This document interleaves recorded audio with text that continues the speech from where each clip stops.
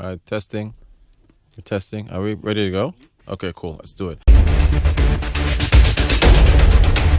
Welcome to the Rotus review. I'm sorry I've been away for so long. I'm sorry. But after my review of The Wedding Party, I had to go into exile like the Hulk. But the show is back, and we're looking at the best superhero films of 2017. Happy New Year, by the way. No, I am not including the Lego Batman. It's a spoof. Okay, so moving on. At number 6, Justice League. I held out hope that this film would be good. Ooh, Lord Jesus. Justice League. We get a Justice League movie, the first Justice League movie that is coming next year. So 2017 is looking really exciting. But I was so disappointed. Batman was made to look useless because he didn't have any superpowers when that is supposed to be his defining trait. The fact that he doesn't have any superpowers and that he's a genius and he still figures out how to defeat his opponents who have superpowers is what makes Batman so special.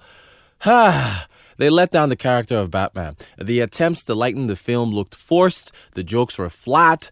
I mean, The Flash was funny, don't get me wrong, but the jokes just didn't work. There was not enough backstory for characters like The Flash and Cyborg and Aquaman, since they didn't have any solo movies coming into the film. Only Wonder Woman did. And the villain, Steppenwolf, absolutely sucked. Absolutely suck! Despite all this, I've still seen this movie like 4 times. Anyway, moving on. At number 5, Guardians of the Galaxy 2. Now, I need to point out here that every superhero movie released in 2017 minus Justice League was great. I mean, these films could switch places easily on this countdown between number 5 to number 1. Guardians of the Galaxy 2 is a sequel to the excellent Guardians of the Galaxy movie that was released back in 2014. I enjoyed the first Guardians movie so much that it was my number 1 movie back in 2014 when I wrote a review for the year in movies in that year. And this is the thing that's working against Guardians of the Galaxy 2. It had an almost impossible bar to cross.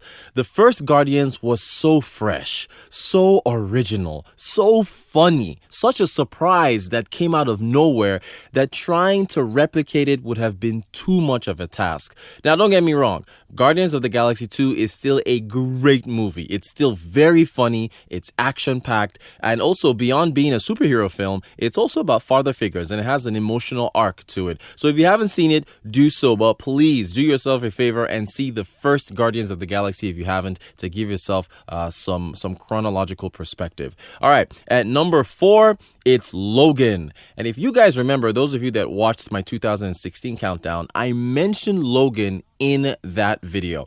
Now, I do have to be honest. After X-Men Origins Wolverine in 2009 and the follow-up The Wolverine in 2013, I wasn't expecting much from Logan. But my gosh, what a wonderful surprise.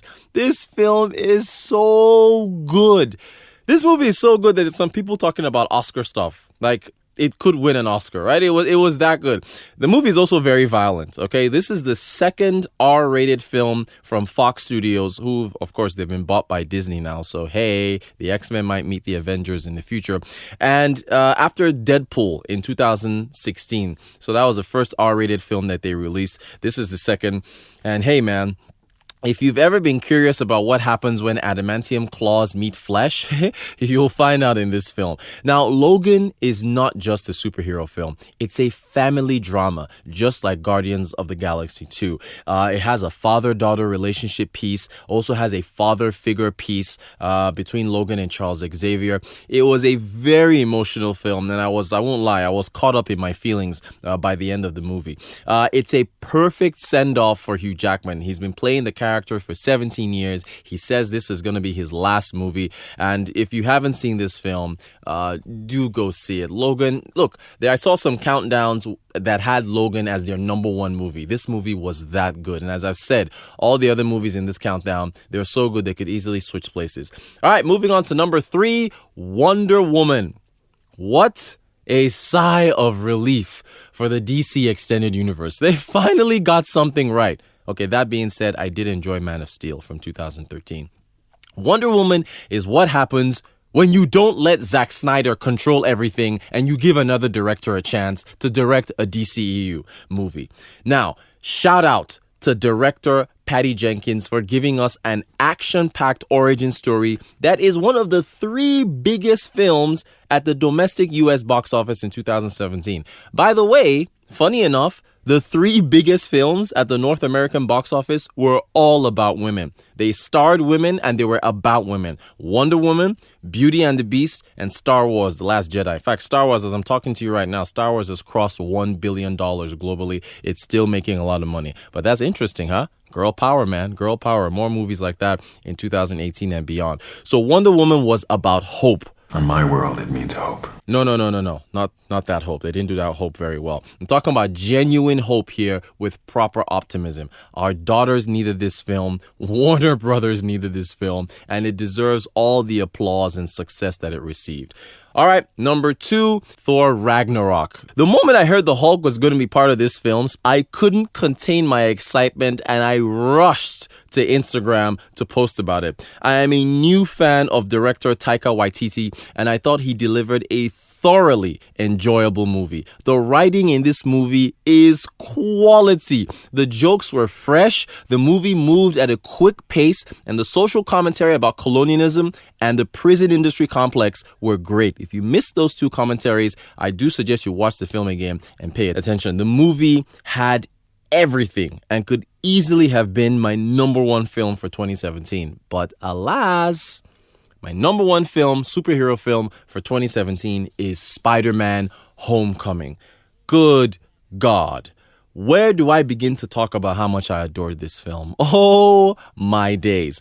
First of all, a film by Peter Parker, which is a movie within the movie, was such a great touch.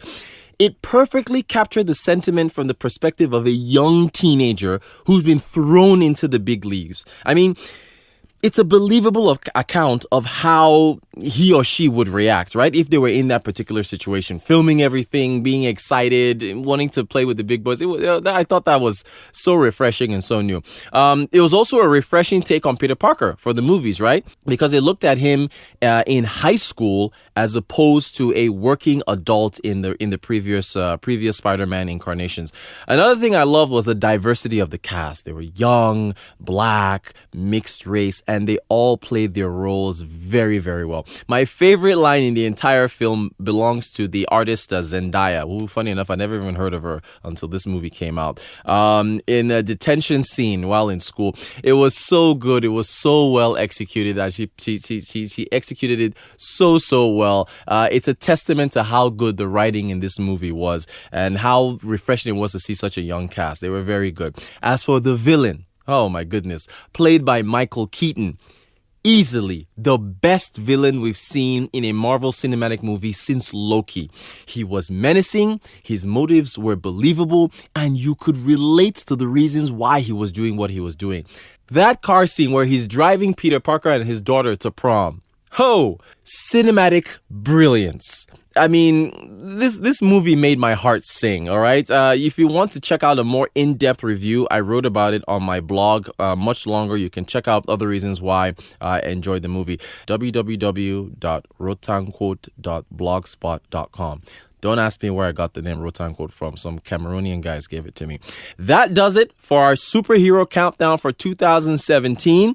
2018 is also looking very exciting on the superhero front, but it has a lot to live up to considering the great variety of films we've got in 2017. So thanks for watching the Rotus review, and I'll see you guys again soon. Keep watching the movies.